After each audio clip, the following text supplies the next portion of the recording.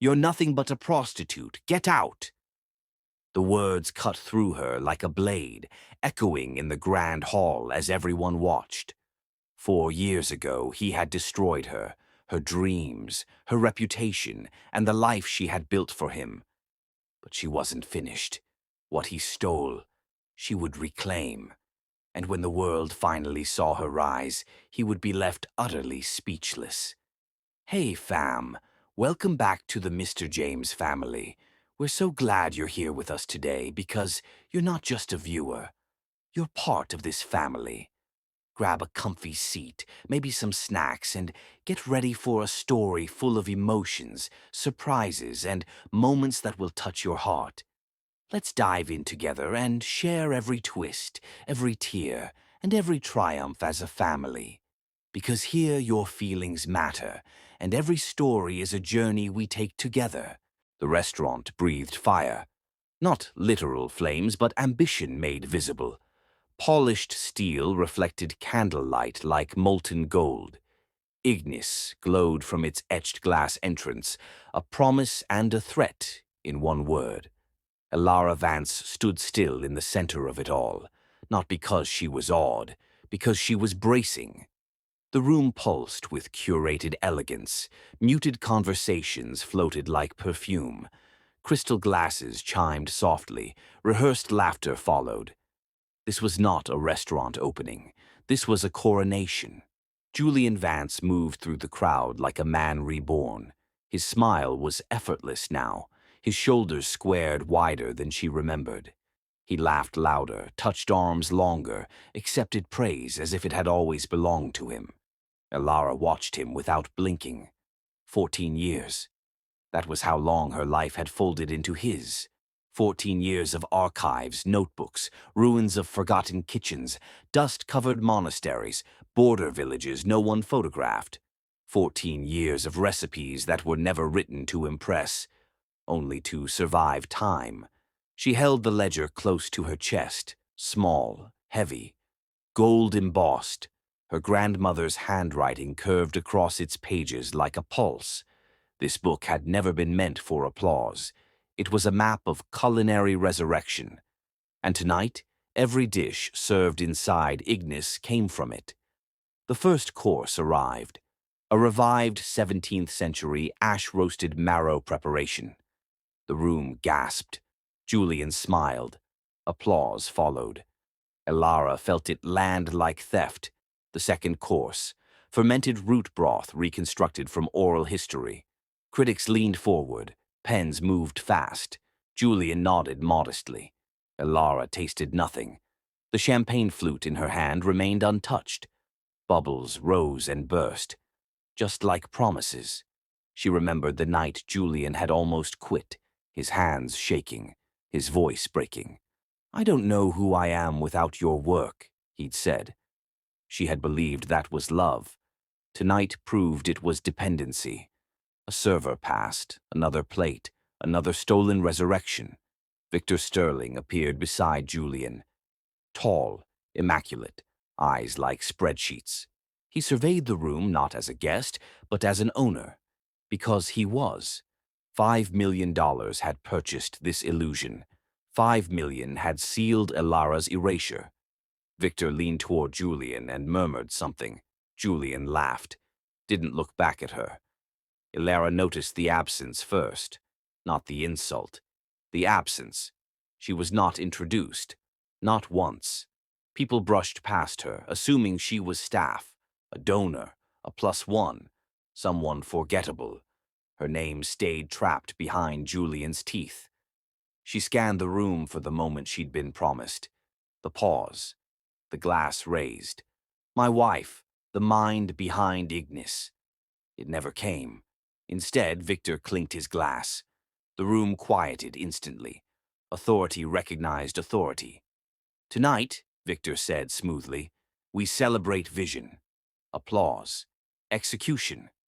More applause. And the courage to let go of sentiment. Elara's fingers tightened around the ledger. Julian stepped forward. He did not look at her. Not once. His speech was flawless, trained, empty, He spoke of discipline, of risk, of innovation.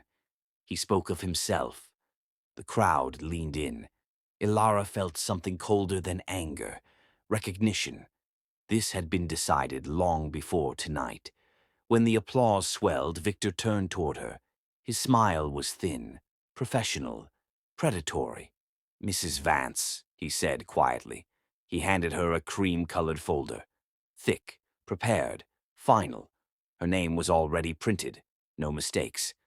"This will clarify things," he said. Julian finally looked at her. His eyes were glassy, not drunk, empowered. "Let's be adults," Julian murmured. No warmth, no apology. They stepped aside, near a reserved table no one had used. Victor remained standing. Julian did not. He stayed back. Let the money speak first. Elara opened the folder. Settlement, waiver, non-disclosure, non-compete.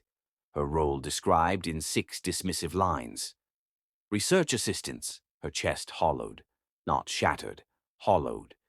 "You promised," she said softly. Julian exhaled through his nose. That small sound carried contempt. "I promised you gratitude," he replied, "not credit." Victor tilted his head, studying her like a failed acquisition.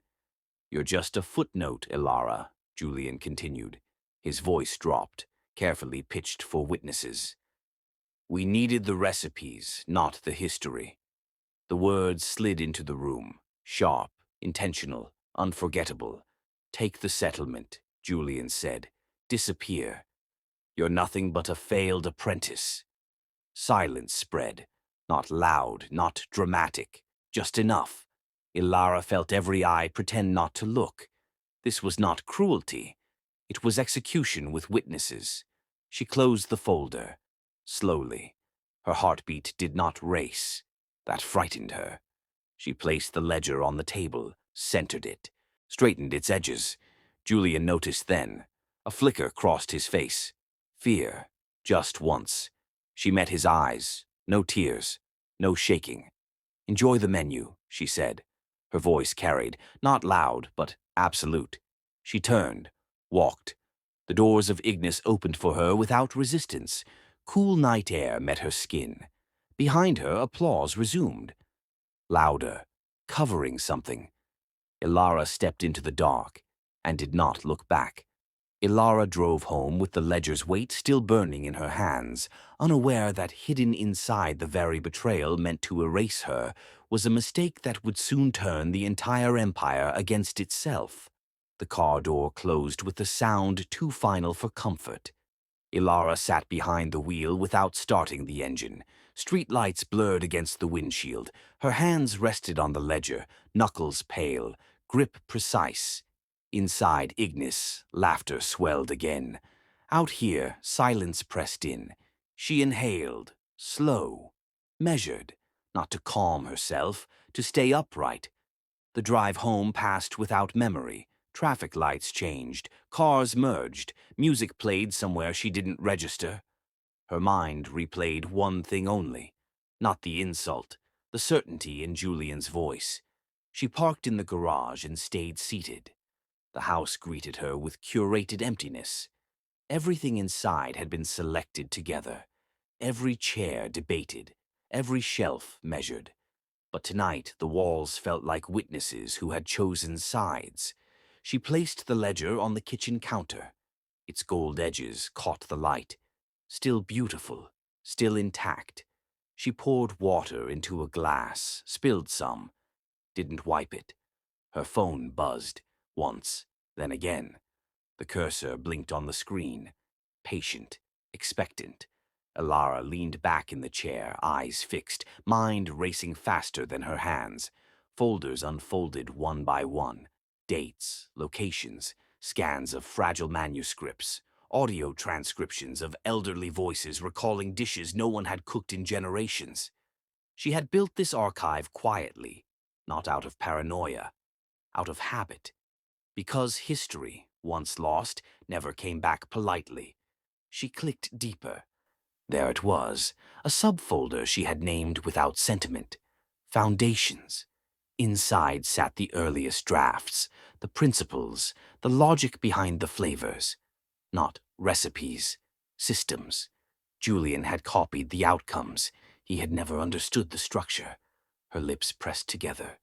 That realization landed like a steadying breath. She stood and paced the room, bare feet against cold floor. Every step sharpened her thinking. Ignis wasn't powerful because of money. It was vulnerable because it relied on spectacle. Spectacle aged fast. She returned to the desk, opened the contract Victor had forced across the counter earlier, scrolled slowly. Every clause mattered now. She read it not as a victim, but as a strategist. The non-compete section weighted halfway down, dense, legal, intimidating by design. She read it twice, then a third time. Her brow furrowed. Something was missing, or rather, something was incomplete. The region clause. It was vague, not an error, a shortcut. Victor's team had assumed dominance replaced precision. She highlighted the paragraph, copied it, pasted it into a blank document, reread it aloud. Her pulse slowed. A faint, dangerous smile appeared. They had defined where she could not work. They had never defined where she could. Elara closed the laptop, not in relief, in control. She walked to the kitchen, poured coffee this time, strong, black. She drank without tasting. Her mind had shifted gears. She was no longer reacting. She was planning. The ledger lay on the counter where she had left it. She opened it again, not to grieve, to evaluate. Some recipes were compromised now, public, tainted by association. Others were untouched, unseen. More importantly, the methodology behind them was entirely hers. That was the real inheritance. A knock sounded at the door. Soft, familiar. She stiffened, then exhaled. She knew that knock. She opened the door. Her brother stood there, older, sharper. A lawyer's calm behind concerned eyes. "You didn't answer your phone," he said. She stepped aside. He entered without ceremony, dropped his coat on a chair, took in her expression. "Bad?" he asked. "Worse," she replied. He nodded, sat at the table. "You still have it?" he asked. She slid the ledger toward him. He didn't open it. Didn't need to. "Did you check the drive?" he asked quietly. She froze. "What drive?" He studied her face, then reached into his bag, pulled out a small, unmarked data key, placed it between them. "I gave this to you 3 years ago," he said. "You told me to remind you if things ever went wrong." Her breath caught. Memory surfaced. A rainy afternoon, an offhand conversation, a precaution she hadn't thought she'd need. She picked up the key, hands steady, heart pounding. "What's on it?" she asked. "A ghost copy," he said. "Time-stamped, authenticated, your original research files, stored outside your shared accounts." She swallowed. Julian had never known, because Julian had never asked. She stood, plugged the key into her laptop. Files bloomed across the screen. Everything. Not just recipes, proof of authorship, progression, evolution. Her fingerprints everywhere. Her brother watched her closely. "They can't touch this," he said. "Not if you're careful." She nodded slowly. Careful. That word mattered now. She closed the files. "Not yet. Not tonight." "You should leave," she said gently. "Why?" he asked. "Because once I start," she said, "I can't afford witnesses." He smiled faintly, proud, then serious. "One more thing," he said, standing. "They will underestimate you." "They already have," she replied. After he left, the house felt different. No longer hollow, no longer hostile. It felt temporary. Elara packed a single bag, clothes without history, documents without emotion. She left the ledger on the counter. Not forgotten. Reserved. She turned off the lights, locked the door, and for the first time since Ignis opened, she felt something unfamiliar. Anticipation. As Elara drove toward an unmarked stretch of highway, contract clauses and forgotten borders aligning in her mind, she realized the fight would not happen in court, but in a place the Empire had never bothered to look. Messages stacked, congratulations, pride. Applause echoed digitally now, Julian's world expanding, hers shrinking. She turned the phone face down. She would not let the night continue speaking. A knock came, sharp, controlled. She froze, then walked to the door. Victor Sterling stood outside, alone, his coat immaculate, his expression professionally neutral. "May I come in?" he asked. It was not a question that required agreement. She stepped aside. He entered like a man touring property, eyes assessing, memory calculating resale value. "I wanted to ensure there were no misunderstandings," Victor said. His voice was calm, polite, transactional. "You handled yourself well tonight." She said nothing. "You should understand," he continued. "Sentiment is expensive. Investors don't pay for it." She folded her arms. "You didn't just buy a restaurant," she said. "You extracted a legacy." Victor smiled faintly. "Legacies are inefficient." He gestured toward the counter. "The ledger," he said. "Julian told me you left it behind." Her jaw tightened. "That book is not part of the settlement." "Of course not," Victor replied smoothly. "But perception matters. Leaving it implied surrender." She met his eyes. "I don't surrender," she said. Victor studied her longer now, not dismissive, curious. "You're intelligent," he said. "That's why I'm here personally." He placed another envelope on the counter, smaller, thinner. "Sign this," he said. "Tonight." She didn't touch it. "What is it?" "A clarification," Victor replied. "Confirmation that you will not attempt to challenge authorship, publicly or privately." Her breath slowed. "You already erased me," she said. "This is unnecessary." Victor's smile vanished. Nothing is unnecessary when $5 million is involved. She picked up the envelope. Read. One sentence stood out. "Perpetual, worldwide, absolute." Her lips curved slightly, not amusement, recognition. "You're afraid," she said. Victor's eyes hardened. "We're cautious." She slid the envelope back across the counter. "I won't sign this." Victor straightened. "You should reconsider." "No." The word landed clean, unarguable. Victor stepped closer. "Julian wanted to be gentle," he said. "I advised efficiency." Her gaze did not waver. "You advised erasure," she replied. Victor exhaled. "Then you leave us no choice." He turned toward the door, paused. "One more thing," he said without facing her. "You should know, fame changes men. Gratitude doesn't survive it." The door closed behind him. Elara stood still. Her heart pounded now. Not fear. Anger sharpened into focus. She sat at the table, opened the ledger, ran her fingers over her grandmother's ink.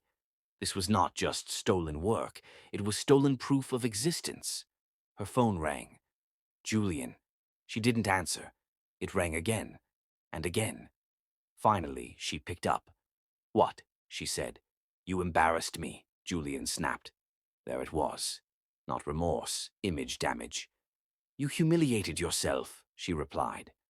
Silence crackled. Then his voice softened. Practiced. "You're emotional. That's understandable." She laughed once, short, dry. "You didn't just betray me," she said. "You exposed yourself." "You're overestimating your position," Julian said. "Victor controls everything now." She stood, walked to the window, looked out at the city lights. "No," she said quietly. "He controls what you sold." Julian scoffed. "You think that book makes you powerful?" She closed the ledger. "It makes me dangerous." Another silence, this one heavier. "You should take the settlement," Julian said. "You won't survive without us." She ended the call, No final words, no drama. She sat back down, opened her laptop, logged into an old forgotten folder, one Julian had never asked about, because he assumed, always assumed, files loaded, notes, versions, timestamps, her work, her mind untouched, unfinished, unclaimed. She smiled, not because she'd won, because she just understood the game. Outside, the city slept. Inside, something woke. As Elara scrolled deeper into her archived research, she discovered something Julian and Victor had overlooked. One quiet detail that would soon turn their airtight control into a fragile illusion. The highway stretched forward like a held breath. No signs, no promises, just asphalt and distance. Elara drove through the dark with the radio off. The city fell away behind her, lights thinning, noise dissolving. Her mirrors held no ghosts. She crossed state lines before dawn, did not stop to mark it. Border crossings were quieter than betrayal. By morning, the air smelled different, salt, iron, something old. The coastal town appeared without ceremony, a curve in the road, a cluster of buildings clinging to weathered cliffs. Paint peeled, windows fogged, boats rested like tired animals in the harbor. This was not a place people arrived to be seen. This was where they disappeared. She parked near the pier, sat, watched fishermen unload crates in silence. No one noticed her. The anonymity settled gently, like a coat. She rented a room above a bakery that afternoon. Cheap, cracked ceiling, one window facing the sea. The owner barely looked up when she paid. Cash mattered more than names here. She unpacked slowly, folded clothes she no longer recognized as hers. Designer lines felt absurd in this place. She boxed them, sealed them. They were artifacts of a former life. The ledger stayed in her bag, always within reach, not comfort, insurance. The first week passed in observation. She walked the town, learned its rhythms, who opened early, who closed late, who spoke to no one, who watched everyone. The bakery below struggled, its sign leaned, its door creaked. The owner, Mr. Sorensen, worked without pause, hands thick, expression unreadable. He nodded once when she passed. Never again. She liked that. At night, she reviewed her finances. Numbers were unforgiving. The settlement money remained untouched. She would not build with stolen silence. Instead, she sold. Earrings, bracelets, a watch Julian had given her when success still felt shared. Each sale hurt less than expected. Objects had no loyalty. Books went next, first editions, annotated margins. She kept only what she needed. Knowledge without nostalgia. The space above the bakery transformed slowly. She scrubbed, repaired, measured, marked distances with chalk. This was not a dream kitchen. This was a proving ground. She worked in old clothes now, hair tied back, hands raw. No one asked who she was. That mattered.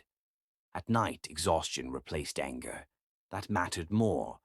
She tested ideas quietly. No recipes from the ledger. Only principles, temperature, balance, time. She failed often, burned batches, scraped pans, adjusted again. The sea supplied what the city never could. Forgotten greens, hard fish, unfashionable cuts. She learned the names locals used, not the ones tourists printed. Mr. Sorensen watched her one morning, long, silent. "You're not from here," he said. "No," she replied. He grunted. "Don't pretend you are." "I'm not pretending," she said. "I'm working." That earned a nod. Barely. Weeks passed. Her hands grew steady again, her mind quieter. The absence of applause sharpened her focus. No critics, no investors, only results. She registered a business under a different name. Not clever, not symbolic, just functional. The paperwork slid through unnoticed, exactly as planned. She sourced everything herself, paid fair, asked questions. listened more than she spoke.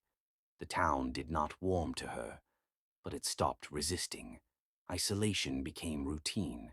Routine became strength. One evening she stood at the window above the bakery, watched the tide roll in, thought of Ignis, of spectacle, of how fragile that shine truly was. She did not miss it. That surprised her. Below, Mr. Sorensen locked up. He paused, looked up. Their eyes met. For the first time, he raised a hand, not friendly, acknowledging. She closed the window, returned to her notes. Tomorrow she would test something new, something quiet, something no one had stolen yet. As Elara prepared her next experiment in the silent kitchen above the bakery, she didn't know that the smallest choice she was about to make, where she sourced one forgotten ingredient, would soon pull the attention of people who believed she no longer existed. Dawn bled across the horizon. Elara was already awake. Her hands shook slightly, not from fatigue, but anticipation. The kitchen below smelled faintly of yeast and salt. She stepped down, bare feet finding cold tiles. The ledger sat unopened on a corner table. Tonight it would not guide her. Tonight she would guide it. She switched on the lights. Fluorescent hum met silence.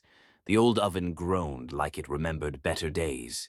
She cleaned it meticulously, every pan inspected, every utensil sharpened or scrubbed. She poured water into a measuring cup, precise, not a drop wasted.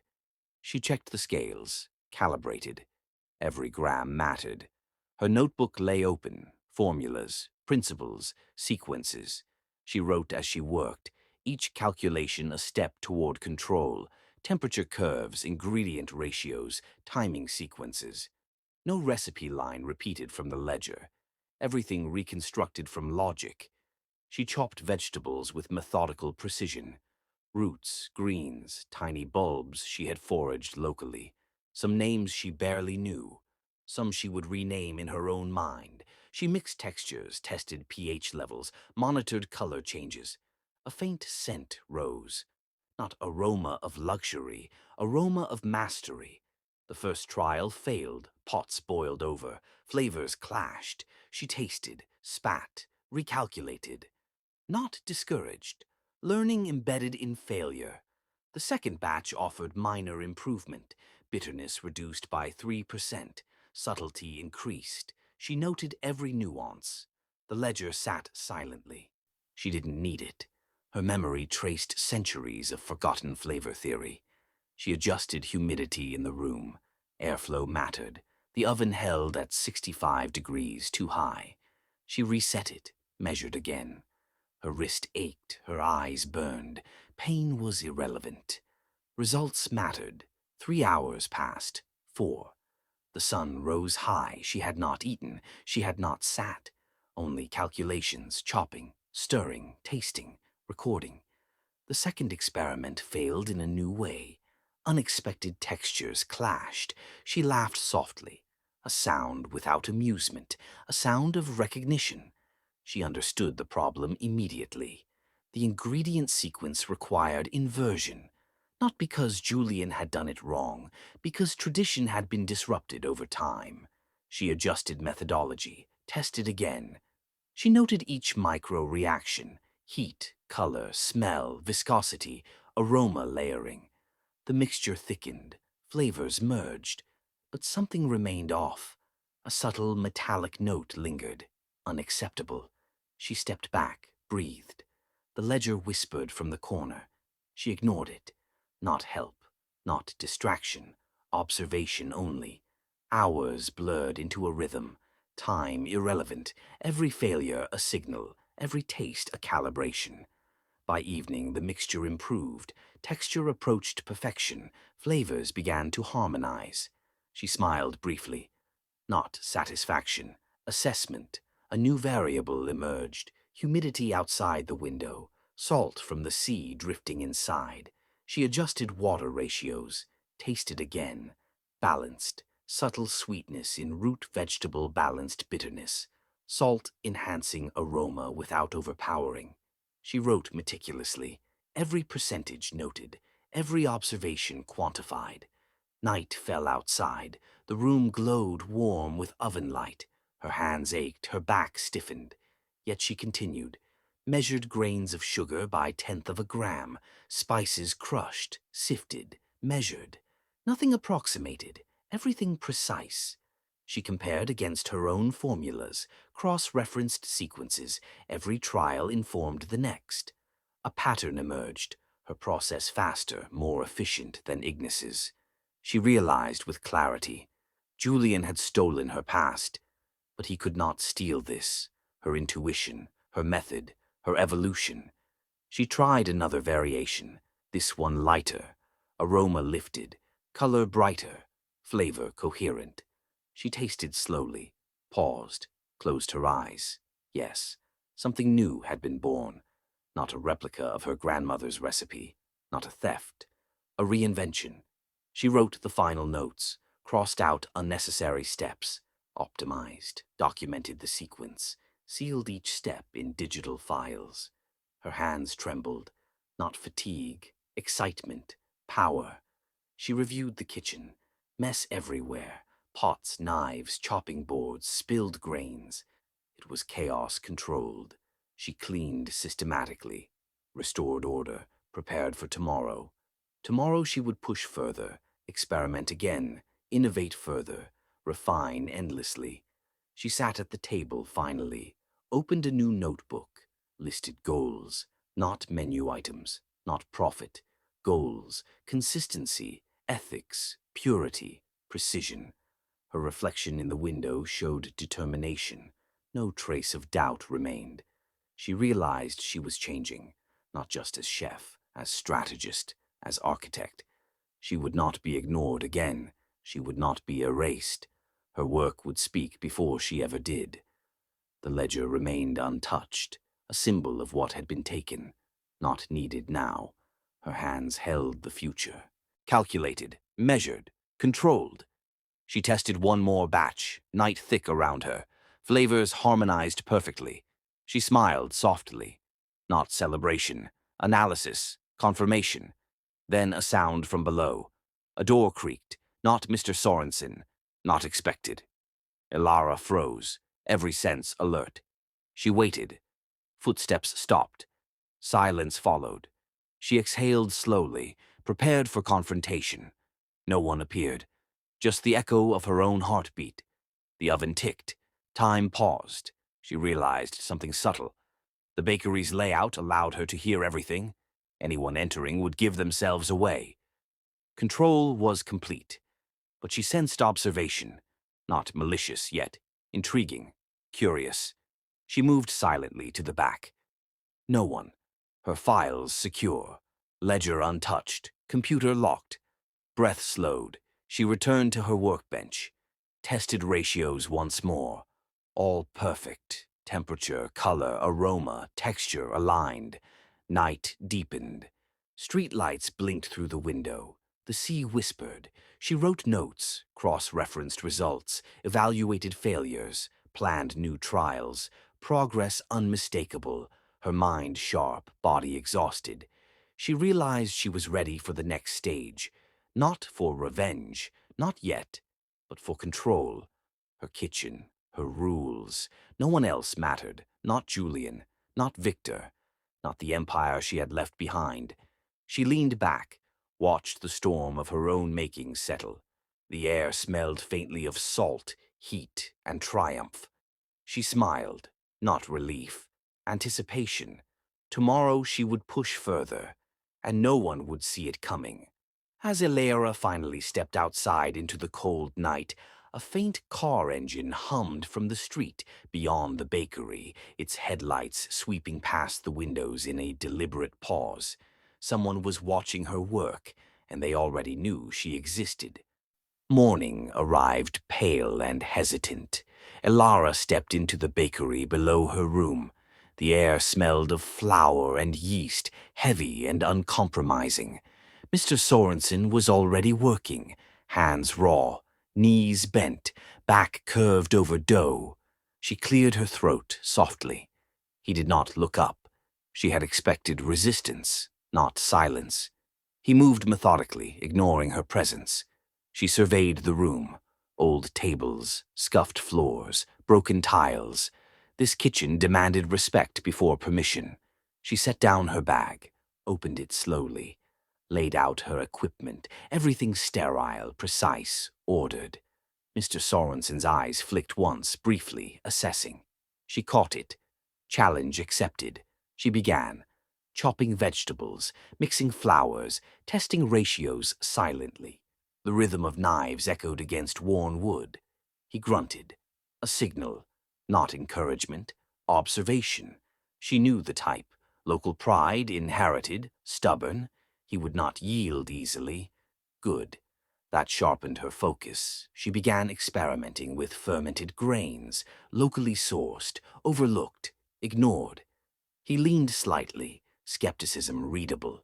She adjusted moisture content, measured acidity, calculated rising times, every motion deliberate, every sound intentional. The bakery filled with new scents, different from the stale routine of decades. Her hands ached from exertion. The dough resisted her adjustments. She pushed, folded, kneaded, tested. He watched silently. A whisper of curiosity broke his frown. She noticed, allowed herself a small, careful smile. The first loaf baked, she tasted. Hands covered flour, eyes closed, a subtle triumph. Not perfect, but promising. He nodded almost imperceptibly. She wrote notes, scratched observations, adjusted techniques, prepared a second batch. He muttered under his breath. Not complaint. Recognition. She smiled slightly. Not for vanity, for progress. The local supplier arrived, crates of produce, vegetables bruised but ripe. She examined every piece, selected meticulously, discarded waste, prepared mixtures with care. He watched still. No interference. She respected that. Began early afternoon, tested fermentation techniques, layered flavors, balanced textures, repeated trials endlessly, each failure a data point. Every success amplified quietly. He observed silently. Yet the tension thickened. Community pride battled innovation. She understood. The town distrusted new methods. Change came slowly here. They were not hostile, just wary. She needed trust, not friendship. Precision earned trust. She offered small gestures, helped carry crates, cleaned surfaces thoroughly, respected routines, every action deliberate, even manners calculated subtly. By late afternoon, Mr. Sorensen spoke. "Why are you here?" Not hostility, curiosity, challenge. She answered honestly. To work, to create, to learn. Not to impress, not to replace. He grunted. Silence followed. She resumed testing. Dough rose, flavors aligned, texture improved. Her methods showed efficiency. He noticed a subtle flicker of approval. She continued. Layered fermentation, baked repeatedly, adjusted ovens, measured humidity. Every loaf different, every loaf a lesson. He tasted without comment. She noted his reactions, small nods, tiny grimaces. She learned more from him than the ingredients. By evening, she had created a sequence. Reliable, repeatable. Mr. Sorensen tasted again. This time, he did not flinch.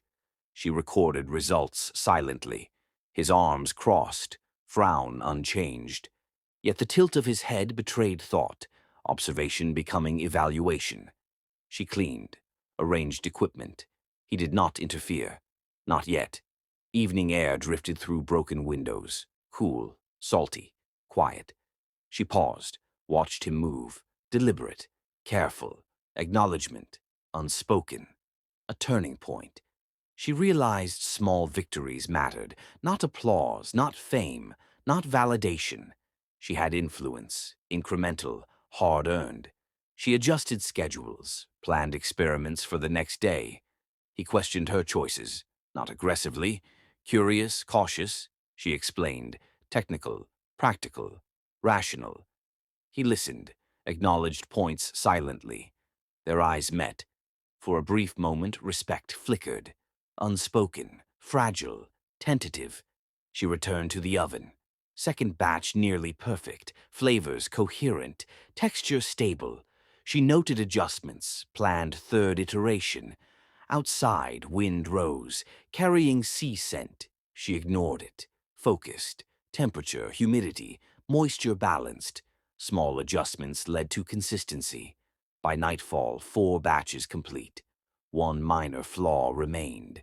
She analyzed it critically, corrected ratios, calculated times, prepared for next day. He watched still, not impressed but aware, aware that skill could not be ignored. She packed notes, secured samples. He offered brief advice, not critique, guidance.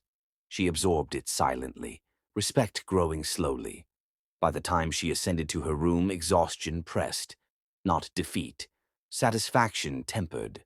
She reviewed every measurement, every test, every failure, every minor success.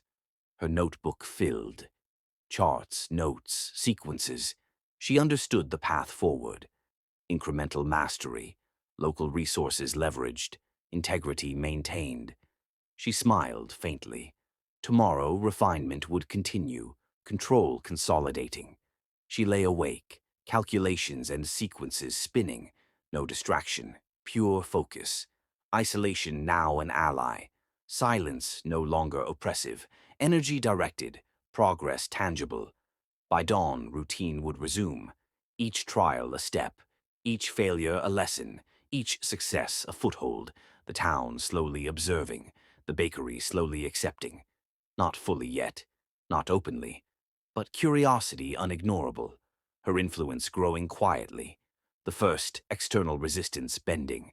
She prepared mentally for next confrontation, each detail under control, each method perfected, a new rhythm established.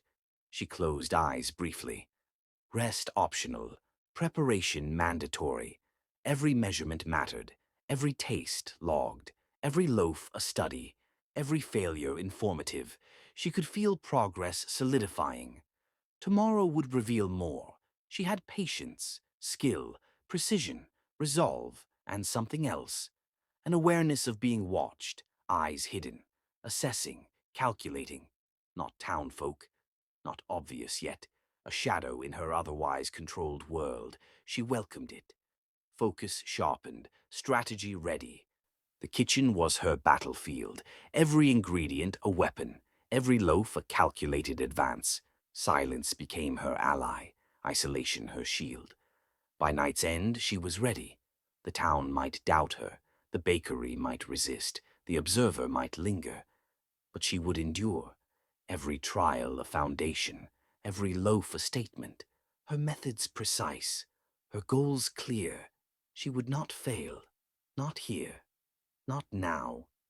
The night hummed around her, a sense of inevitability settled, progress undeniable, and someone watched. As Elara finally extinguished the lights and prepared to leave the kitchen, she noticed a faint shadow in the corner. Someone had slipped inside unseen, and a small folded note lay on the counter with her name written in a hand she didn't recognize. Morning arrived quiet, yet heavy. Elara descended to the bakery with precise steps. The note she found last night remained folded, untouched. She did not read it yet. Focus demanded discipline. The bakery smelled faintly of yeast and roasted grains. Dough rested on counters. Windows steamed with condensation. Mr. Sorensen moved around methodically. Acknowledgement flickered in his eyes, unspoken. The town was waking slowly. She ignored it. Prepared ingredients meticulously, measured moisture, temperature, weight. The ledger remained untouched. She did not need it. Her intuition guided every motion, precision her constant companion. Batches began early. First light fell across flour-dusted surfaces. Air smelled faintly of salt and sea. She tested texture, color, consistency. Notes filled her notebook, calculations refined, each batch adjusted. He watched, silent, reserved. The first customer arrived mid-morning, a local, skeptical, curious. Elara greeted politely. Minimal words, focus intact. They tasted, brows lifted, eyes widened. Not exaggerated, just real. A nod. Approval. They left. Word passed slowly. The bakery hummed with cautious curiosity. Elara continued her work. No pause, no distraction.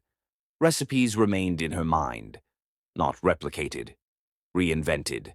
By noon, 2 more customers appeared, each response subtle, deliberate. She noted reactions silently. Mr. Sorensen watched more closely, interest now tempered with analysis. He tasted one loaf, muttered under breath. She did not respond.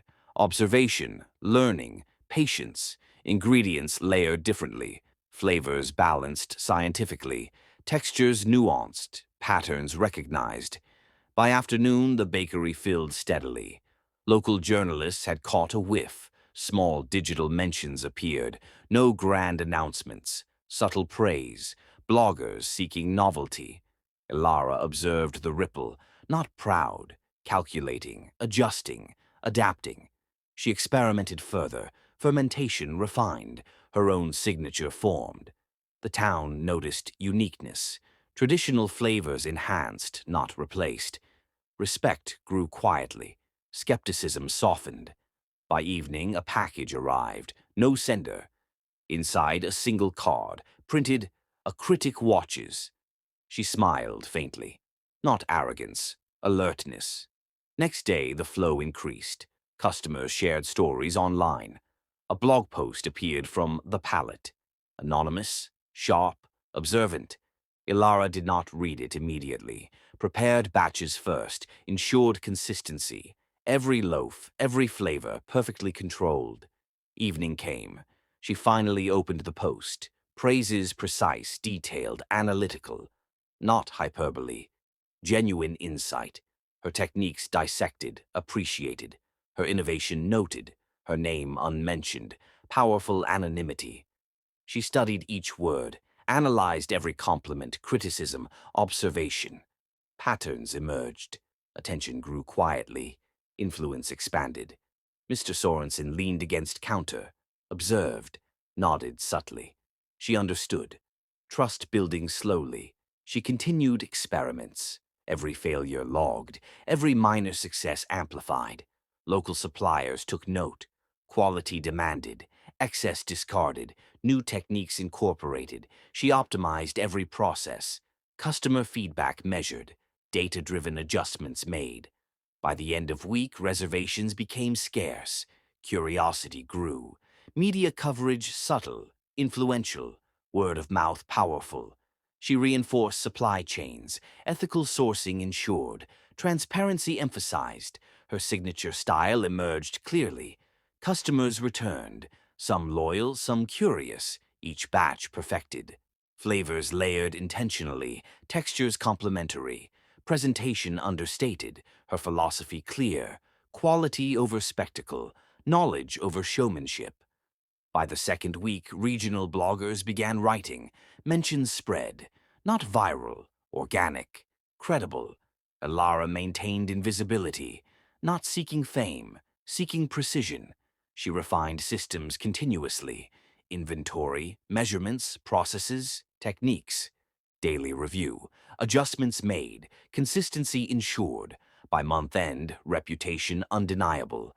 Local resistance faded. Curiosity replaced skepticism. Suppliers cooperative. Mr. Sorensen occasionally offered advice, not criticism. Support through observation. Her influence extended beyond kitchen. Trust earned, subtle, cautious. A critical review awaited from The Palate. She knew attention would sharpen. She prepared methodically, tested each flavor, ensured every texture perfect, even lighting adjusted subtly. Presentation considered scientifically, aromas optimized for perception, taste calibrated for lingering impression, timing refined, process rehearsed mentally. She balanced humility with authority. Local staff impressed, efficiency integrated into operations, consistency verified, patience maintained, each decision deliberate, every variable measured, external recognition growing without exposure, her methods protected, anonymity preserved, a loyal following forming quietly, her control expanding. No one yet realized her potential fully. Observations continued, adjustments implemented, every small detail perfected, techniques evolving daily, innovation consistent, sustainable. By month's end, minor chaos replaced by organized flow. Customers arriving for experience, not just bread. Word spreading quietly. Blog mentions now multiple. Analysis deep, insightful. Her name whispered carefully online. Curiosity becoming intrigue. Mr. Sorensen finally spoke openly. You've changed this place. Acknowledgement unspoken, clear. She nodded, continued work, not seeking praise. Strategy first, each loaf a step forward, each batch a proof of concept. She refined techniques again, tested new methods, observed reactions, implemented micro changes, data-driven improvements. By the second month, reputation established, local support solidifying, her innovation undeniable, external attention increasing, small, deliberate, measured. She optimized without exposure, anonymity maintained. The bakery became a quiet hub, precision over show, consistency over flash, ethical sourcing recognized, supply chain reliable, processes repeatable, observations ongoing, adjustments continuous, knowledge leveraged daily, her influence growing strategically. The critic remained unknown. Yet power shifted quietly. Each subtle review amplified effect. Customers multiplied, bloggers returned. The anonymous review awaited eagerly. She maintained focus, prepared meticulously, patience preserved. By week's end, subtle buzz undeniable, influence growing organically, skill undeniable, her strategy working, precision controlling growth, respect forming quietly. Her kitchen a stage for innovation, process perfected silently, every failure data, every success proof. She understood the shift, influence, not fame, power, not exposure, the town adapting slowly, the bakery accepting, her methodology respected. Each day reinforced control. By month's end, small empire of influence established, attention growing, controlled. She remained invisible, strategic, calculated, focused, prepared for critical moment. The palette review imminent, her methods perfected, influence undeniable. The world would notice soon. The next morning, as Elara arranged the final test batch, the baker's door swung open violently, and a young messenger handed her a sealed envelope embossed with an unfamiliar crest. Inside was a single line. You've been noticed, and they're coming for your secrets. The sun rose gray over the coastal town. Elara moved through the bakery, adjusting ovens and reviewing notes. Her hands were steady, her mind alert. She sensed the subtle shift in the air, not just from the sea, not from the wind. Observation, she realized, had followed her quietly. Footsteps, faint, deliberate, outside the kitchen. She paused, listened. Nothing overt, no sound to give away presence. Yet instinct told her someone was near. She turned back to the ingredients, measured carefully. Nothing rushed, precision over panic. The doorbell chimed softly. A local customer. She greeted them warmly, professionally. No sign of disturbance, yet the weight of unseen eyes pressed against her focus. She checked deliveries, all accounted for, crates stacked meticulously, fresh fish, grains, greens, no errors, no surprises. Still, awareness lingered. She continued experiments, testing fermentation, balancing flavors, adjusting textures. Every batch documented, photographed, measured. By afternoon, a feeling grew, subtle, insistent. The town watched silently, absorbed in their routine. Yet she noticed changes. Suppliers arriving slightly earlier, whispers among locals, eyes flicking toward the bakery as she worked. She adjusted ingredients, patience over impulse, all attention measured, deliberate. A small disturbance drew her to the window. A figure paused near the harbor, dressed plainly, yet posture confident, deliberate. Observation, not intrusion. She returned to her work, calm, analyzed notes, refined methods, every loaf baked perfectly, the pattern of flavors evolving daily. Yet she knew the world beyond the town had noticed her. She did not panic, prepared, controlled, calculated. By evening, she closed the bakery, locked doors, checked windows. Nothing out of place. Still, intuition warned her. A knock on the door. Sharp, calculated, intentional. She paused, measured distance, depth of sound. No hesitation. She opened cautiously. A man in a plain coat stood outside. No smile, eyes sharp, analytical. "Miss Vance." "Yes," she said, calm. "I'm Darius," he said. Corporate detective, former investigative journalist, she remained neutral. "May I come in?" he asked. "Why?" "Observation," he replied, not threatening, calculated. She studied him. He observed her. No emotions, just measurement. She stepped aside, allowed entry. He entered, stood still, examined room, workflow, equipment, took no notes, asked no questions. Just observed. Her hands moved automatically. Precision, measurement, recording. He made a faint sound of approval. She did not respond. "Impressive," he said finally. "Minimal, strategic." "Thank you," she said. Neutral. He nodded, walked toward the window, observed the harbor, then back to her work. "You're different," he said. "I am methodical," she replied. He smiled slightly.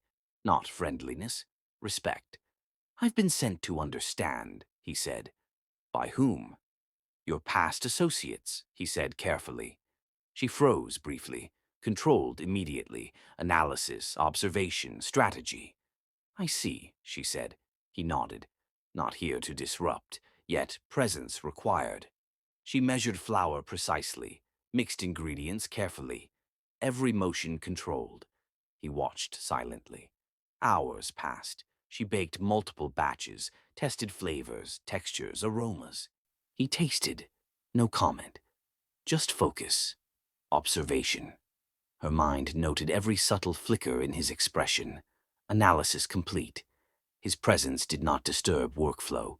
She recognized his skill immediately. Attention to detail, precision unmatched, threat potential high.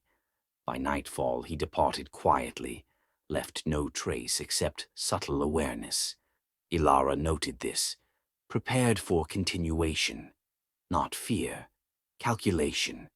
Next day, deliveries arrived slightly earlier. Local attention shifted, subtly. Observation evident. She maintained routine. All experiments documented. Each loaf baked, tasted, recorded. By afternoon, patterns appeared. Unseen eyes followed movement. Interest deepening. Corporate world testing her carefully. She adjusted methods subtly. Introduced slight variations. Tested reactions of staff, suppliers, locals, everything measured, every variable controlled. She realized influence had reached beyond town. The palate not alone, others observing. Corporate interest, strategic. Patience remained her ally. She prepared evening batches carefully. Exact temperatures, precise timing, every measurement verified. Dough rose consistently. Flavor evolved predictably. She noted subtle changes. External variables accounted. By nightfall, all batches recorded, files secured, ledger untouched. Darius' presence weighed in memory. Potential for intrusion calculated, every risk identified. Next morning, deliveries meticulously examined, minor anomalies removed, patterns adjusted, precision ensured. Her work progressed, observation ongoing, corporate influence testing, not overt, not hostile, subtle, strategic. She welcomed challenge, refined skills further, optimized every batch. Consistency verified. Local curiosity merged with external scrutiny. By afternoon, she sensed pattern of investigation. Not one person, multiple observers, influence expanding quietly. Attention grew beyond control. She prepared for calculated exposure. Tests measured reactions carefully. Suppliers cooperative. Local support growing. Her influence deliberate, precise. By evening, minor disturbances outside noted. Footsteps, observation, measurement. She accounted for every variable. By night, doors secured, windows inspected, every possible entry checked, files encrypted, equipment safeguarded, awareness heightened, patience maintained. Next morning, subtle tracking confirmed. She adjusted schedules, altered routines strategically. Darius's observation logged mentally, impact evaluated, future exposure calculated. By noon, additional subtle signals noticed. Letters, envelopes, unmarked packages, every delivery analyzed, patterns documented, no mistakes, every detail measured, influence of town slowly integrating, her reputation quietly solidifying. She continued experiments, refinement ongoing, precision maintained, consistency verified, observation by external agents continued. She remained calm, every loaf baked perfect, every flavor tested, every texture validated. By evening, she concluded session, analyzed results, prepared for next day. Unseen watchers present, but control maintained. Strategic advantage clear. She understood position, prepared to leverage awareness. Influence, control, observation all aligned. External interest acknowledged, not threat yet. Opportunity hidden. She welcomed challenge, calculated, deliberate, patient. By nightfall, files secured, bakery locked, lights dimmed. External observation continued. She prepared mentally, every variable controlled, every batch perfected, every reaction measured. By morning, influence solid, observation ongoing, her methods perfected, control absolute within kitchen, strategic advantage forming, corporate attention increasing subtly, her position strong. She remained invisible, preparation meticulous, every step measured. Next phase awaited. As Elara turned to leave the bakery for the night, her phone vibrated silently on the counter. A single encrypted message appeared. "We know what you've done. The next move is critical. Do not fail." The message lingered in her mind as she returned to the bakery. Her hands moved automatically, placing ingredients on counters. The sun had not yet risen, but light crept across the horizon. She measured water, adjusted dough consistency, noted every detail. Her mind, however, replayed the warning repeatedly. She had been careful. Every step calculated, every ingredient sourced ethically, every batch recorded meticulously. Yet corporate power loomed. She could feel it pressing invisibly against the town's edges. By mid-morning, the first notice arrived, a legal courier, hand-delivered. She did not open it immediately. Instead, she assessed every detail, envelope sealed with corporate insignia. Heavy, thick paper, calculated intimidation. She carried it to the counter, opened slowly, deliberately. Inside, a thick stack of documents, legal jargon, heavy clauses, non-compete references, threats of financial seizure. They were invoking every mechanism possible, her bakery, her life's work, under threat. Not subtle, brutal. She read carefully, noting loopholes, inconsistencies, vagueness in territorial definitions. Every paragraph analyzed, every clause cross-checked against her prior research. They sought to paralyze her, force submission, extraction of profits. She did not flinch. Control was essential, methodical, precise. She sat, spread papers across the table, checked dates, cross-referenced ownership documents, supply contracts, rental agreements, every variable considered. By afternoon, she had formulated a preliminary understanding. They were aggressive, not for justice, for domination. They assumed ignorance. They assumed fear. They were wrong. Her initial panic subsided, replaced by clarity, data-driven clarity. Every clause could be challenged, every threat neutralized. The first step, verification. She retrieved receipts, contracts, prior communications, checked for signatures, cross-referenced dates with bank statements. She moved systematically. Every detail mattered. Precision her armor. She documented anomalies, legal loopholes, vague language exploited against her. She highlighted each one carefully. Suppliers verified her ownership. No disputes. Her lease on the bakery legally binding. Outside jurisdiction of non-compete clauses. Evidence documented meticulously. She worked quietly, efficiently, tirelessly. Hours passed, her body stiffened. Hands ached from writing, signing, scanning, verifying.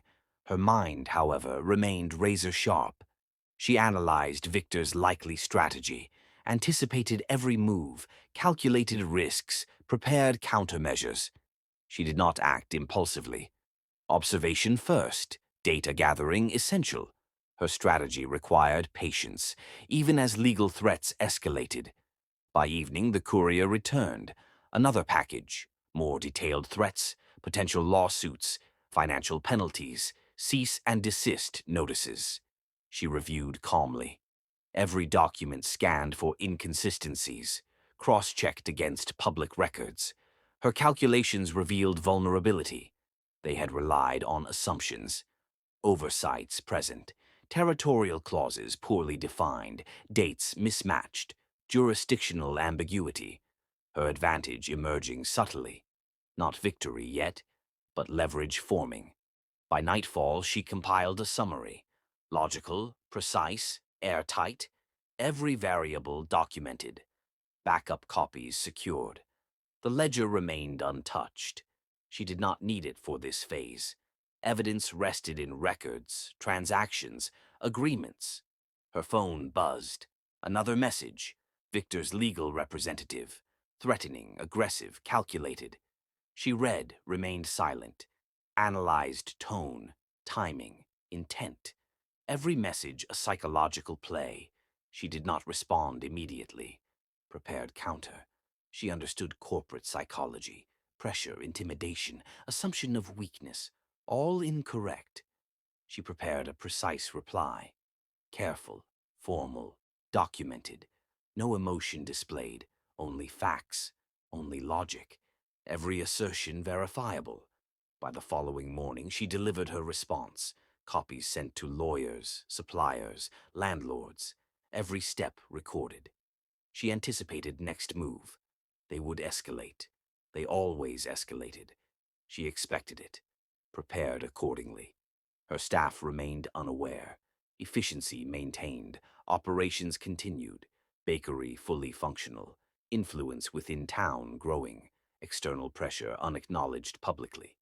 By midday, the courier returned once more, this time with in-person visit request. Julian's legal team, senior partner included. She agreed. Not intimidated, not naive. She prepared meticulously. Documentation complete. Evidence secured. Every variable controlled. The meeting arranged in a neutral location. She arrived early, checked surroundings, security, observation, timing. Every detail calculated. Julian arrived, eyes sharp, arrogance present. Victor's partner, cold, efficient. Legal representatives poised, confidence exuding. They assumed dominance. She did not flinch. Observation first, analysis continuous. Meeting began formally. Threats restated, demands outlined, financial penalties exaggerated, ownership challenged. She listened, calculated every reaction. Not defensive, not aggressive, neutral. Every word analyzed, every gesture noted. Her counter prepared carefully, evidence presented methodically, contracts, receipts, records, notarized affidavits. Every claim refuted, every threat addressed. The room shifted subtly. Confidence wavered, assumptions failing. Julian's arrogance flickered. Victor's partner noted discrepancy. She had anticipated exact wording, each clause challenged precisely, every attack neutralized. Silence fell. Not complete victory, but leverage secured. They realized miscalculation. She controlled narrative now, not panic, not desperation. Authority displayed calmly, logically. Legal team recalibrated. Julian visibly frustrated. Victor's partner masking concern. She maintained professional composure, observation, calculation, control. She allowed minor concession, no substantial loss. Signal of cooperation, not surrender. Power remained with her. Meeting concluded without escalation. Couriers departed. She remained, reviewing notes. Every detail recorded, every subtle shift analyzed. She had survived first major assault. Not yet victorious, but control maintained. By evening, she returned to bakery. Staff unaware, operations smooth, her strategy functioning flawlessly. The ledger untouched, symbolic only. Files encrypted, evidence stored. Her mind alert, calculating next phase. She knew escalation inevitable. They would test limits, legal maneuvers, financial threats, intimidation. All predictable. She was ready. Every contingency accounted. Patience her ally. Observation her tool. Precision her weapon. Night fell. She reviewed documentation again, ensured accuracy, confirmed strategy, every angle considered. Tomorrow, new threats might arrive. She would meet them without fear. Confidence absolute, control unbroken, every detail meticulously calculated, her influence within town and operations secure, corporate power pressing outward. She maintained calm, prepared mentally, every step precise. Observation ongoing, external agents tracking her movements, every variable accounted. She would survive, she would adapt, she would continue. Her bakery remained a fortress. Her knowledge, her strategy, her work, every threat neutralized within controlled parameters, her power emerging subtly. Leverage secure. They underestimated her again. They always underestimated her. She thrived in calculation, in precision, in patience. Victory approaching slowly, deliberately. Late at night, as Elara reviewed her files one last time, her phone lit up with a message from an unknown number. You think you're safe, but we've already moved our pieces. Check the ledger. Your past is no longer just yours. Night had fallen, but the bakery remained a quiet hive of preparation. Ilara's mind raced, yet she moved with meticulous calm. Every file she reviewed, every note she documented, contributed to the strategy forming. The ledger's pages, untouched for now, seemed to hum with potential power. Her previous nights of calculation and observation had led to this point. The legal threat had been formidable, designed to intimidate and crush. But she had discovered the cracks in their armor, small, almost invisible oversights, ignored by those who assumed her weakness. She began by reviewing the lease of the bakery beneath her carefully. 3 years ago, the property had been in the process of transfer from a struggling family to a corporation. Her careful negotiation, backed by notarized affidavits and witnessed agreements, had secured her ownership, unchallenged by any prior party. Mr. Sorensen, the gruff baker who had once doubted her presence, had witnessed the purchase and signed an affidavit affirming the transaction. This small act, seemingly insignificant at the time, now became the cornerstone of her defense. She cross-checked every page, every date, every signature, prepared multiple copies, redundant evidence in case corporate tactics escalated. Next, she consolidated her supply chain records. Invoices, delivery logs, and contracts showed clear proof of independent sourcing. None of the materials had been taken from Julian or Victor's empire, every ingredient verified, every payment traceable. The legal team of Julian and Victor had assumed that she had continued using proprietary resources. They were wrong, completely wrong. By dawn, Elara had organized every document logically, not merely a defensive archive, but a framework for counteraction. She did not intend only to survive, she intended to assert control. Her strategy required allies, not just documents, but human witnesses of integrity. Mr. Sorensen was first. She approached him at the bakery early in the morning. He had been wary before, now attentive. "I need you," she said simply. He raised an eyebrow. "I need proof of our agreement from 3 years ago," she explained. His frown softened. He nodded, retrieving the notarized affidavit he had previously signed. Small details verified. Witness statement clear. Her ownership secure. She next turned to Maria, the supplier who had become her silent ally. Her testimony regarding sourcing and supply chain ethics would prove invaluable. Maria agreed immediately. Loyalty rooted in shared values, not fear. With allies in place, Elara moved to consolidate the evidence logically, organized, categorized, prioritized. She prepared a timeline of events, demonstrating clearly that the non-compete clause did not apply. Territorial restrictions, vague and poorly worded, did not encompass her location. Every possible interpretation accounted for. She mapped out counterarguments in advance.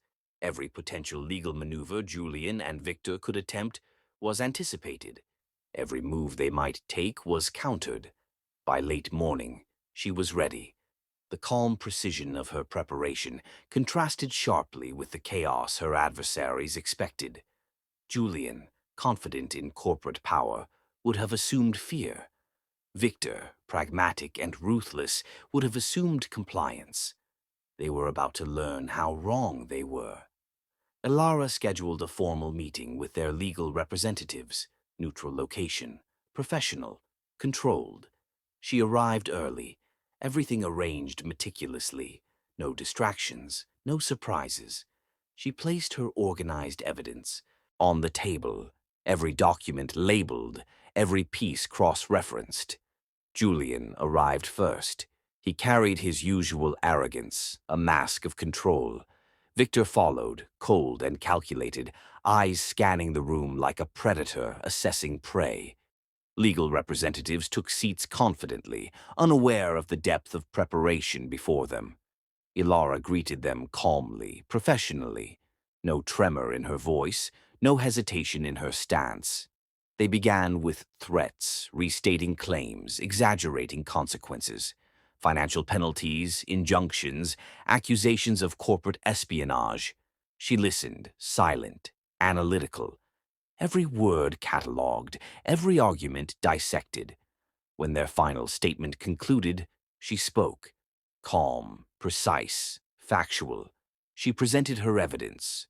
Ownership of the bakery, verified leases, affidavits, independent supply chain records, invoices, delivery logs, contracts, chronology of events proving independence from Ignis and Victor's empire, non-compete clauses clearly inapplicable, territorial arguments invalid, every accusation countered logically.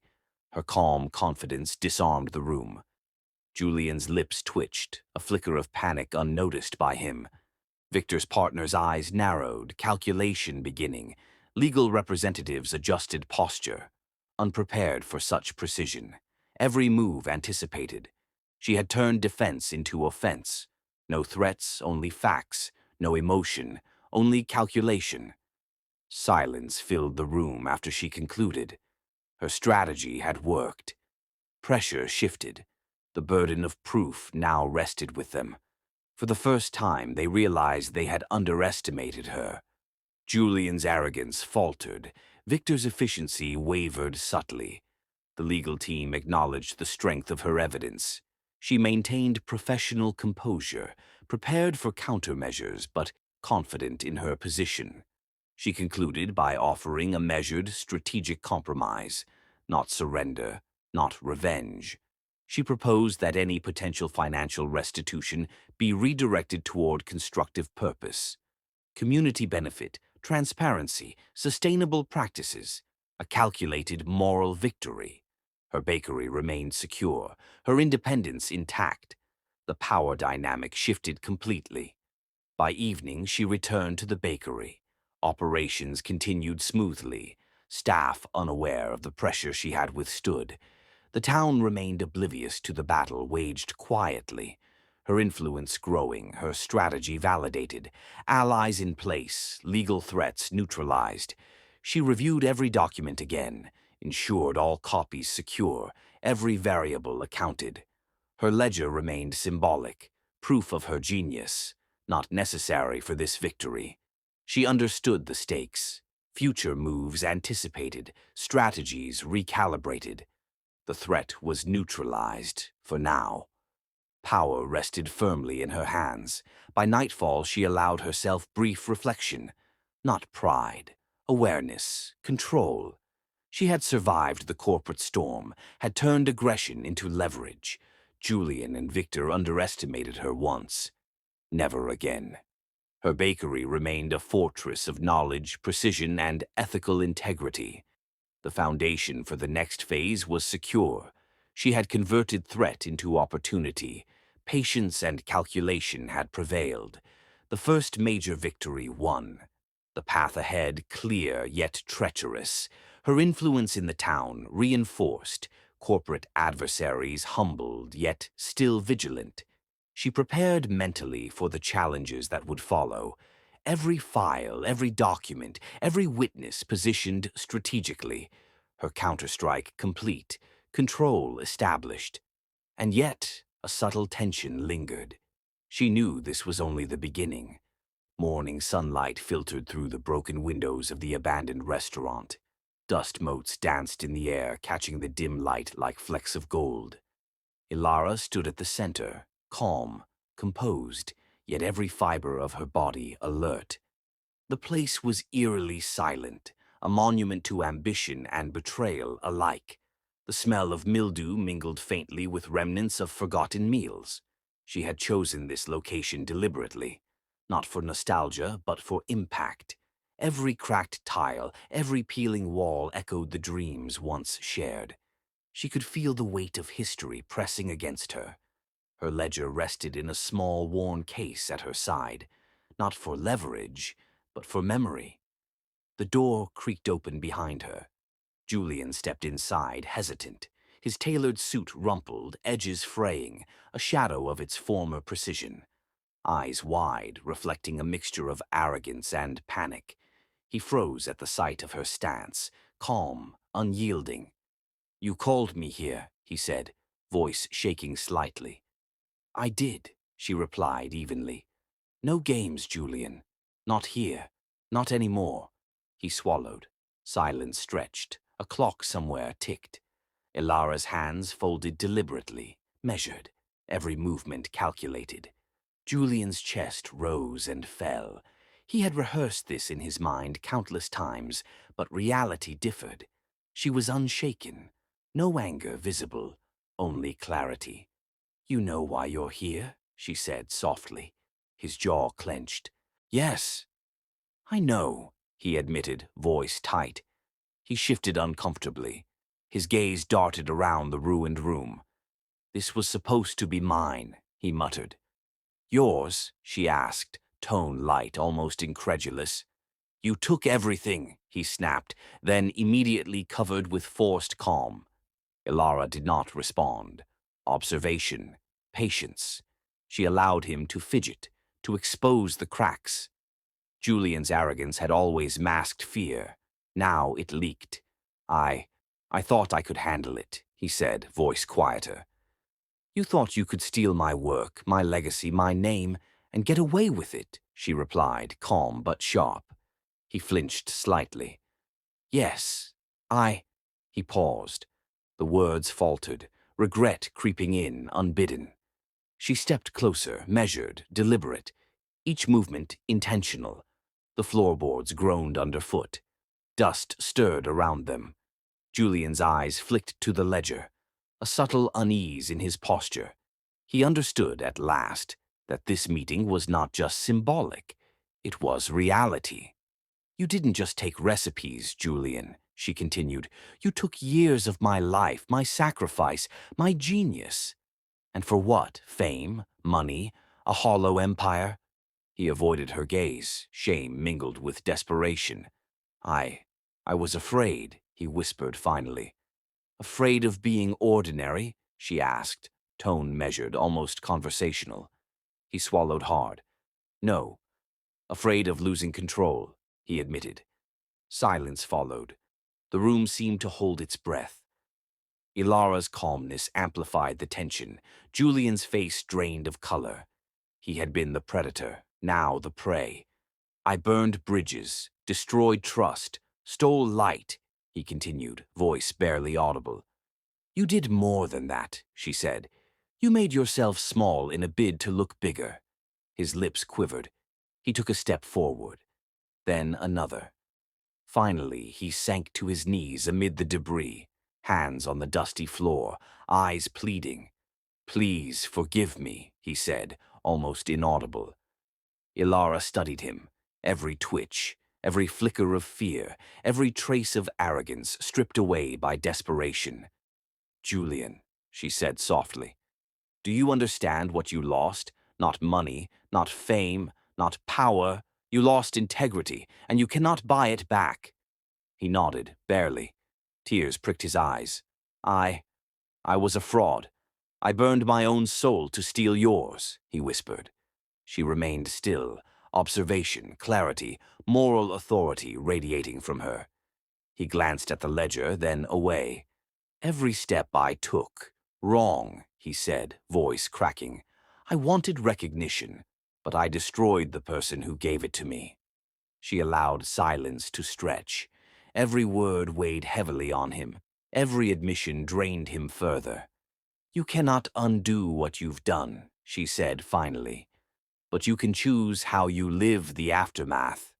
He looked up at her, hope and fear intermingling. "Am I beyond redemption?" he asked quietly. Elara studied him.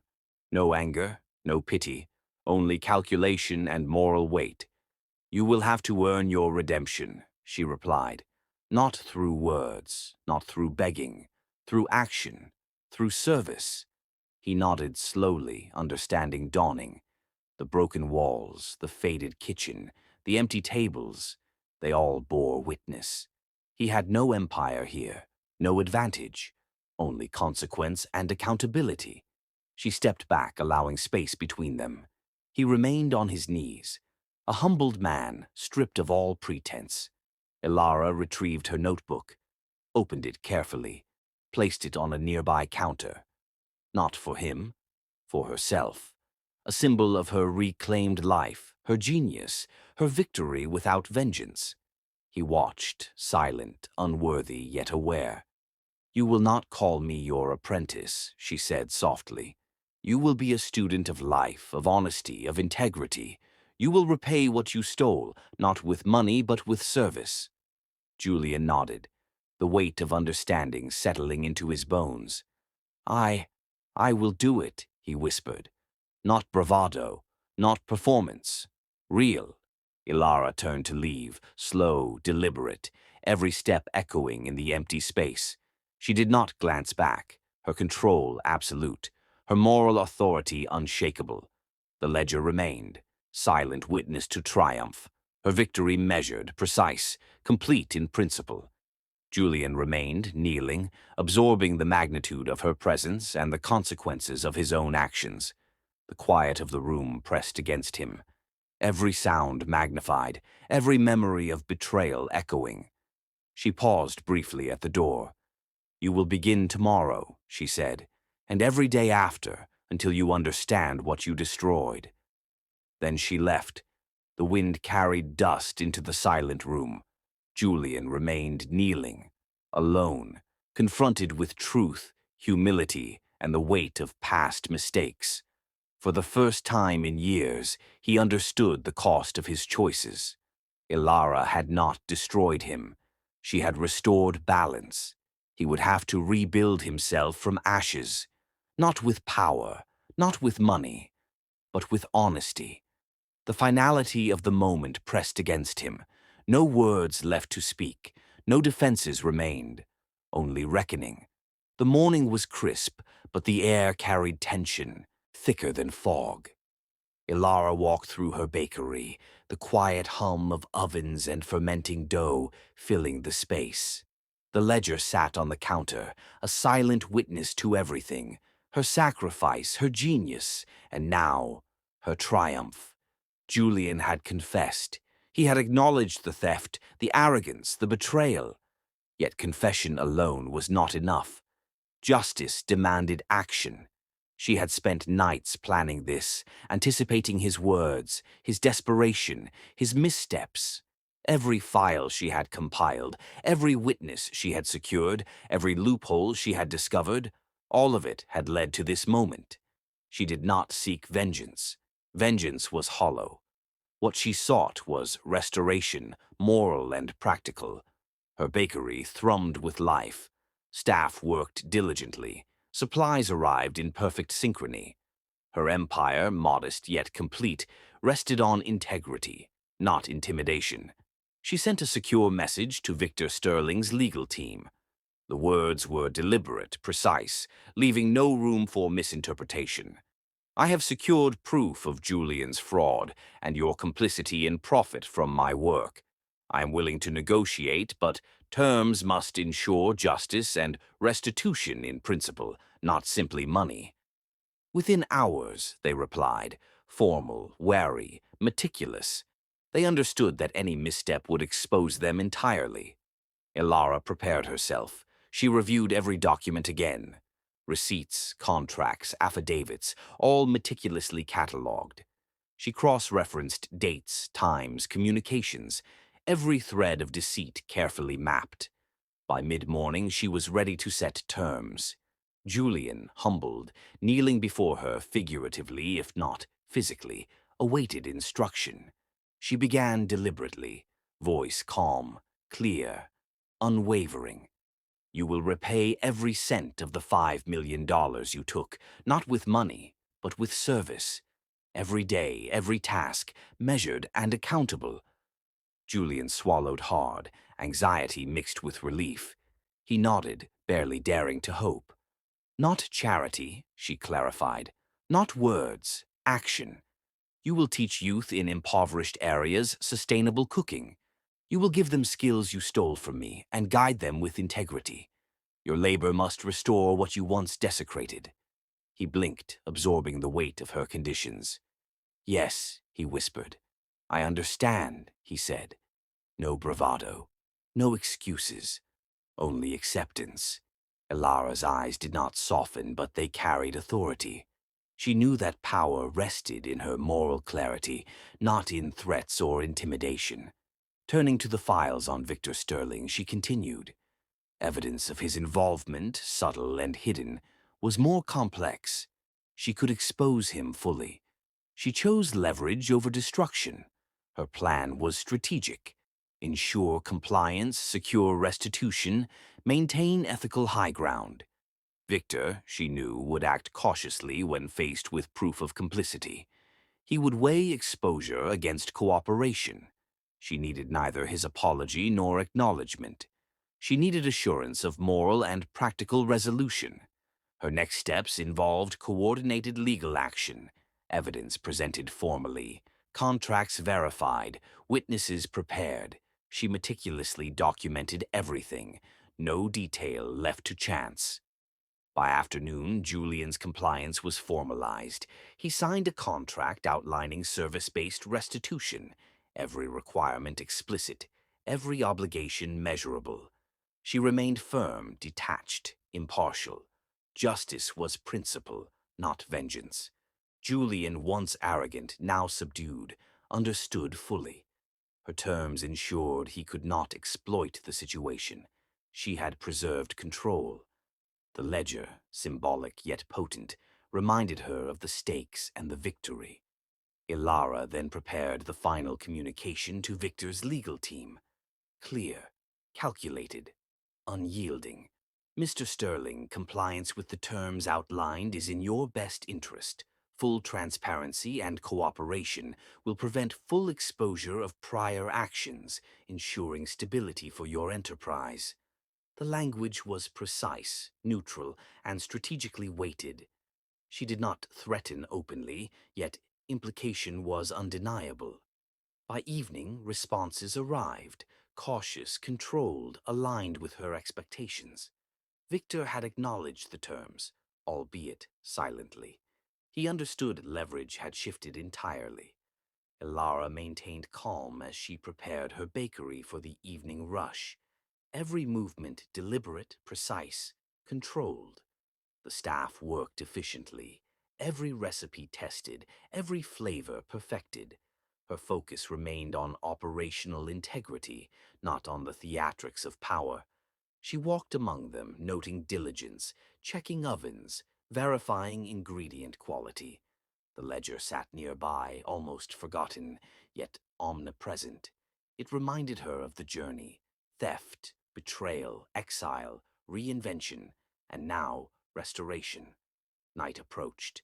She reviewed all communications, all documentation secured, all witnesses prepared, all loopholes accounted for, her position unassailable, Julian's path of penance defined, Victor's leverage contained, restoration achieved, subtly yet irrevocably. Elara allowed herself a rare, brief moment of reflection. Not pride, not triumph in the conventional sense, awareness, clarity, justice measured and applied. The bakery's warmth surrounded her, comforting and affirming. Outside, the town remained oblivious to the intricate battles that had shaped her victory. She had turned threat into opportunity, betrayal into strategic leverage, every move calculated, every outcome considered. She walked to the ledger, opened a page, and let her fingers brush over the carefully written notes. This was her genius, her legacy, her restored honor. She did not need to flaunt it. It existed, undeniable. Tomorrow would bring new challenges, but today the balance had been restored. Julian would serve, Victor would comply, her work, her principles, her vision, protected. She could focus on expansion, on nurturing talent, on rebuilding what had been stolen from her, creatively and morally. Every decision forward would be measured, ethical, strategic. The ledger would guide her, yet never control her. She understood the full gravity of the situation. Power could corrupt, but principle could restore. By nightfall, the bakery quieted. Ovens cooled, dough rested, lights dimmed. She remained, reviewing every file, every contract, every record, prepared for any unforeseen move, prepared for continuity, growth, and vigilance. Her moral victory complete, her strategic control undeniable, her restoration full and profound. Yet a subtle awareness lingered. The world beyond her town had watched, quietly, calculating. She was ready for any final moves. Justice had been applied, but vigilance remained essential. Every choice forward would define legacy, not only survival. Elara closed the ledger, heart steady, mind sharp, vision clear. Her journey of betrayal and restoration reached a pivotal apex. The game had shifted. Control was hers, power balanced with principle, and the world would now respect both. Late that night, as she prepared the final batch of bread, her phone buzzed silently. A new message from an unknown number read, "You've restored balance, but some debts cannot be measured. Someone from the past is returning, and they bring fire." The morning light spilled across the coastal town, golden and sharp, illuminating every narrow street, every tile, every flicker of movement in the harbor. Elara stepped onto the balcony of the hearth, breathing in the crisp air tinged with salt and the faint aroma of baking bread below. Her eyes swept across the town, resting briefly on the glinting rooftops and the small markets opening for the day. The bakery buzzed beneath her feet, alive with the rhythm of human purpose. Hands chopping, kneading, tasting, tasting again. Every sound resonated with intention, a harmony of labor and craft. Her vision had come alive, not with fanfare or gold, but with substance. 4 years ago, she had walked away from a life built on theft, betrayal, and arrogance. Now she had rebuilt, stronger, sharper, wiser. The ledger resting on the counter symbolized not just her brilliance, but the trials she had endured. Once a tool of betrayal, now it was a testament to restoration. Elara moved through the kitchen, checking every station. Maria orchestrated deliveries with precision. Local farmers and artisans respected her standards and ethics. The apprentices worked under Elara's eyes, learning not just recipes but integrity, patience, and purpose. She tasted sauces, adjusted flavors, reminded staff of details, corrected gently, praised generously. Every movement, every instruction reaffirmed her authority, earned, deliberate, unassailable. Julian had begun his restitution. Reports arrived from the centers where he taught. The work was arduous, humbling, and transformative. Elara had not sought revenge, she had demanded accountability, and he had complied. Victor Sterling, cornered by her leverage, maintained compliance. His empire remained intact, but under her watchful strategy. She understood balance. Destruction was not her goal, but restoration was. Her gaze shifted to the ledger again, fingers tracing the embossed cover. Memories of betrayal, humiliation, and solitude flooded briefly. She closed her eyes, drawing strength from every lesson it represented. The bakery continued its rhythm. Ovens hummed, knives flashed, dough rose, steam spiraled. Every flavor reflected thought, care, and mastery. Her apprentices executed dishes with precision, each plate a narrative of resilience. She walked to the young boy from yesterday, who had been watching wide-eyed from the window. "Would you like to learn the secret?" she asked softly. His eyes lit with anticipation. "Yes," he exclaimed. She knelt beside him. "The secret is not in shortcuts, not in shortcuts to success, but in discipline, observation, and respect. Every ingredient has a story, every dish a purpose." He nodded earnestly. This was her true triumph: influence, mentorship, and the shaping of the next generation. Her eyes wandered to the apprentices working silently, intent on mastery. They represented continuity, legacy, and the future. Elara allowed herself a small, quiet smile. The hearth was more than a bakery. It was a statement. Every aroma, every flavor, every smile that crossed a customer's face was proof that integrity, talent, and patience had triumphed over greed and betrayal. Night approached, casting long shadows across the coastal streets. She walked along the counter, noting details: the gleam of polished tools, the order of ingredients, the precise labeling of herbs. Everything had structure, order, and purpose. Her influence extended beyond the walls of the hearth. Her apprentices now taught younger chefs. Maria coordinated supply chains, ensuring sustainability. Mr. Sorensen had embraced mentorship fully, guiding the community in ethical practices. The town's culinary culture had been reshaped subtly, irrevocably. Julian's restitution was underway. Every day he devoted to teaching youth, humility etched into his movements. He would never erase the past, but he was learning consequence and accountability. Victor Sterling monitored from afar, compliance secured without further confrontation. Elara's strategic, ethical dominance was complete. Her life, her vision, and her legacy were fully restored. The ledger lay open, reflecting warm light. She glanced at it one last time, then closed it firmly. This was hers, reclaimed not by rage, not by retaliation, but by patience, intelligence, and moral clarity. The hearth thrummed with life, Customers laughed, staff coordinated, apprentices learned.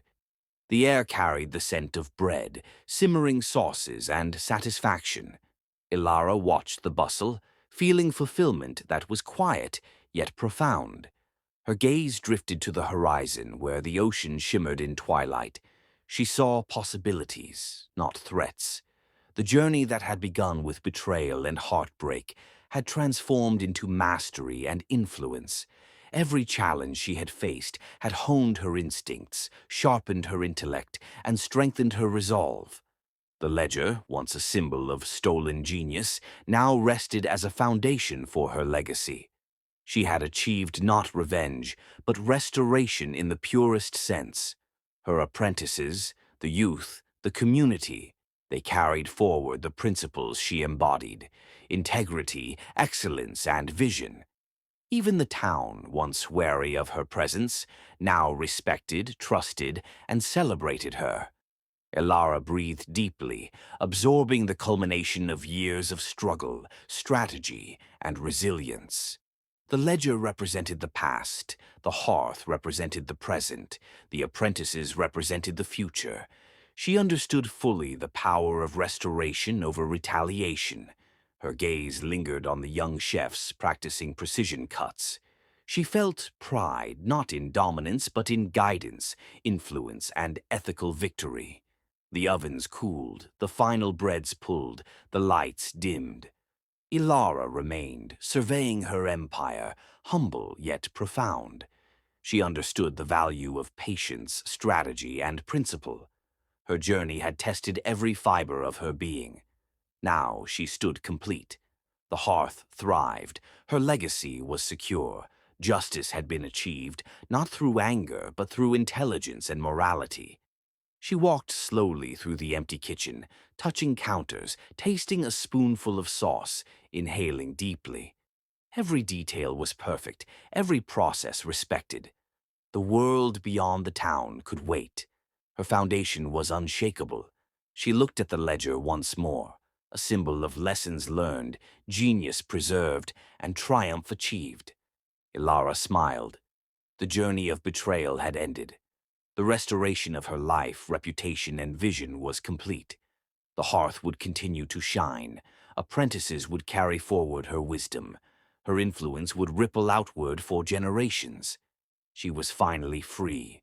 Free from the past, free from fear, free in purpose and principle. Elara closed her eyes, letting the weight of her victory settle. Not vengeance, not wealth, not fame. Fulfillment, restoration, mastery. The ledger, resting quietly, reflected the journey of genius reclaimed. Her life was whole, her vision complete, her legacy eternal. As the night sky deepened over the coastal town, stars appearing above the ocean, she whispered softly to herself, "This is the fullness of my hearth. Nothing more can shake it." As Elara stepped out into the cool night air, the sound of waves mingling with the distant town bells, a faint light flickered in the alley beside the hearth. A figure emerged from the shadows, a familiar presence from a forgotten chapter of her life.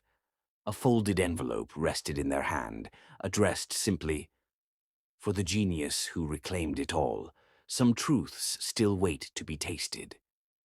Elara paused. The breeze carried both anticipation and warning.